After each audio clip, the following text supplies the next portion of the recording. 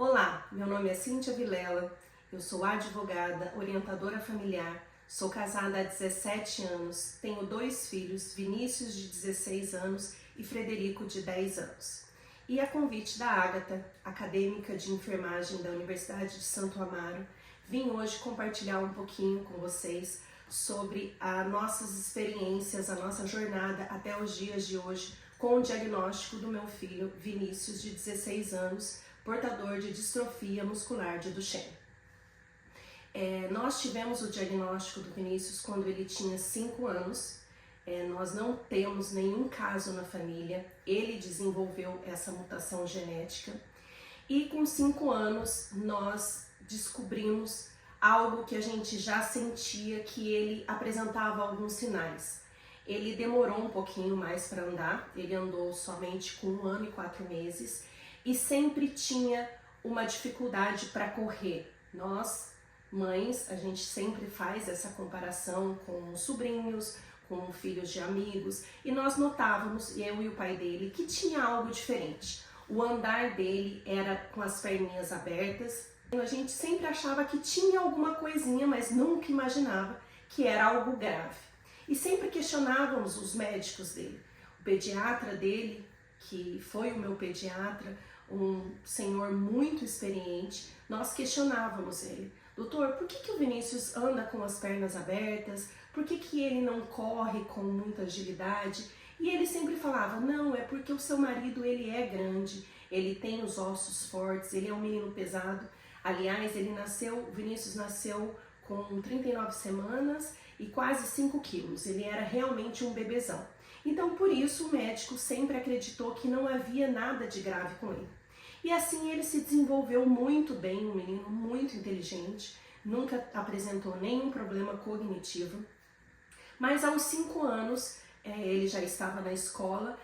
Na hora de praticar alguns esportes, como o judô, como o futsal, a gente notava muita dificuldade nele. Dificuldade de levantar, dificuldade de subir uma escada, de subir um parquinho. E aí foi que ele começou a ter algumas torções no pé. Nós levamos em um ortopedista e o médico falou, não, ele tá gordo, ele precisa emagrecer. Mas aquilo continuava incomodando os nossos corações. Porque eu e o pai dele, nós conhecemos o nosso filho e a gente via alguma dificuldade que ele não estava conseguindo desenvolver. Ele ia num parquinho, precisava de ajuda, ele ia subir numa caminhonete, ele precisava de ajuda, e a gente via que as outras crianças não precisavam dessa ajuda. E aí, numa segunda torção, fazendo futsal, nós levamos novamente no ortopedista. E eu, nessa época, estava com o Frederico com 2 meses de vida.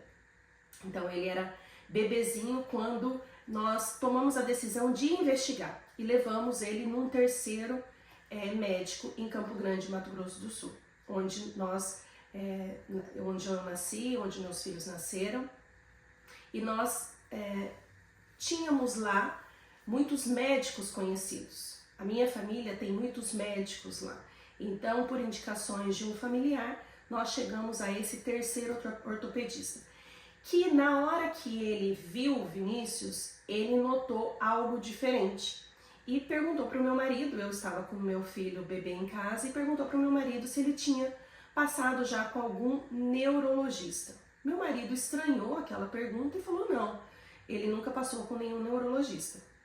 Ele falou, então eu vou pedir alguns exames e aí você retorna aqui quando estiver pronto. No dia que o meu marido fez esse exame, um dos exames que ele pediu foi o CPK. E eu lembro que eu estava em casa e meu marido ligou e falou, olha, acabei de pegar o exame do Vinícius e deu muito alterado. Pesquisa aí o que pode ser. Na hora que eu pesquisei, eu vi que poderia ser Duchenne e foi um susto muito grande. Tanto que eu dei um grito, eu estava no jardim fazendo meu filho dormir e fiquei transtornada com a possibilidade de ser aquela doença que eu nunca tinha ouvido falar. E aí uma das perguntas que a Ágata me perguntou, qual foi uma das maiores dificuldades do diagnóstico, sem dúvida, foram esses primeiros dias, que a gente não sabia do que tratava, a gente não sabia o que fazer. Eu e o meu marido, nós fomos no fundo do poço. Inclusive, esse momento eu acredito que é onde muitas famílias se perdem, porque é uma dor tão forte que a gente sente que muitas famílias entram em depressão e não conseguem lidar com esse diagnóstico. E graças a Deus, eu e meu marido, a gente se uniu, a gente buscou ajuda espiritual, ajuda profissional, ajuda dos familiares, ajuda dos amigos e começamos aí uma batalha de ir em médicos, ir em fisioterapeutas, ir em todos os profissionais buscar todas as informações que a gente tinha naquele momento. Eu lembro que os primeiros 6 meses eu perdi a conta em quantos médicos eu fui, quantas ligações eu fiz, quantos profissionais da saúde eu fui para tentar entender. E eu mergulhei nos estudos, eu fui entender o que era a doença, quais as consequências da doença, e foi muito difícil, porque tudo que eu escutava era muito cruel. Tanto que o primeiro neurologista que nós fomos, ele falou, eu estava com o Frederico, o meu bebê no colo, o meu filho estava lá fora com a minha mãe, e ele falou para mim e para o meu marido, essa doença não tem tratamento, essa doença não tem cura, seu filho vai parar de andar aos 9 anos e a expectativa de vida dele é de 20 anos. Então aquele momento, sem dúvida nenhuma, foi o momento mais difícil das nossas vidas. Mas nós tínhamos 2 saídas, ou a gente enfrentava e oferecia para o meu filho o que a gente tinha de melhor, o que a gente poderia dar para ele de melhor, e fomos em busca de outros médicos para ouvir situações que a gente poderia ajudar o nosso filho. E ele ainda olhou para o meu filho no meu colo e falou, é menino? Falei, é. Então a probabilidade do seu bebê também ter a doença é 50%. Mas eu não tive força para ir atrás do diagnóstico do meu filho caçula. Eu precisei focar todas as nossas forças, toda a nossa energia no diagnóstico do nosso filho mais velho. Inclusive, nessa época, não tinha em Campo Grande, Mato Grosso do Sul, um laboratório que fizesse o teste genético. Nós tivemos que ir para São Paulo para fazer esse exame lá em São Paulo. Então, isso foi há 10 anos atrás, onde 10 anos atrás tudo era diferente. A situação, o diagnóstico, os exames, tudo era diferente. Hoje em dia, graças a Deus, a família que recebe o diagnóstico de Duchenne, ela tem uma outra expectativa, ela tem uma outra vivência, ela tem uma outra realidade. Há 10 anos atrás, a minha realidade, e de quem teve esse diagnóstico há mais de 10 anos atrás, sabe que não havia muita expectativa, principalmente no Brasil não falava-se em estudos. Bom, indo atrás de profissionais, eu comecei a buscar profissionais fora da minha cidade, que foi em São Paulo que nós encontramos a doutora Maria Bernadette, uma referência de distrofia muscular de Duchenne no Brasil e no mundo, e foi através dela que eu comecei a entender melhor, a ter esperança. Ela, além de ser uma médica, neurologista, pediatra, também uma cientista. Então foi com ela que a partir daí, de 4 em 4 meses, nós íamos para São Paulo. E em São Paulo, nós também começamos a fazer todo o tratamento dele, porque distrofia muscular de Duchenne, ela ataca, é uma doença progressiva que ataca todos os músculos. Coração é músculo, pulmão é músculo, então a gente já, com o auxílio da doutora Bernadette, começou a cuidar de um modo geral da doença do Vinícius, que significava também tratar de forma preventiva o coração e o pulmão. E se passaram muitos anos, o diagnóstico foi no ano de 2014, e pesquisando, estudando, indo atrás, eu me dedicava diariamente ao estudo da doença, do que o mundo estava falando sobre Duchenne. E foi no ano de 2016 que eu encontrei aqui em Orlando um congresso mundial sobre distrofia muscular de Duchenne. Nós continuávamos morando em Campo Grande, eu deixei a minha família, o meu marido, os meus filhos e vim para Orlando passar uma semana aqui e entender o que esse congresso poderia me trazer de novidade, de informações. Esse congresso é organizado até hoje por uma organização de famílias. Então o congresso era famílias, médicos, profissionais, laboratórios que falavam da doença.